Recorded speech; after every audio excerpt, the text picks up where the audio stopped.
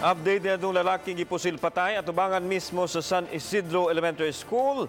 Ang gingong gipusil sa mga nalambigid sa ginadling drugas matod sa Talisay City Police nga ang biktima maoy naghatag og tip sa kamatayon sa duha ka mga gisalvage sa Mag-Hawaii sa Talisay City niadtong Pebrero. Si Chona Carion sa report.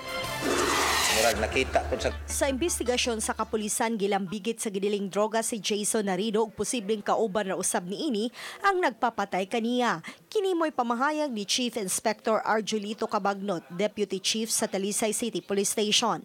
Gidugang ni Cabagnot nga posibleng naglagot ang suspect human gingong mihatag og impormasyon o mipiyait si Narido sa ilegal nga kalihukan sa duha ka biktima sa salvage nga sila si Gabi Sabalones Gabisan ug Mar Bacos Carnaes ni adtong Pebrero 22 karong tuiga sa barangay Mag-Hawaii. Gidudahan nila nga dire mo hatag og tip dire sa moa kay day one time yanhin na dire kay day gi-follow up nga kaso.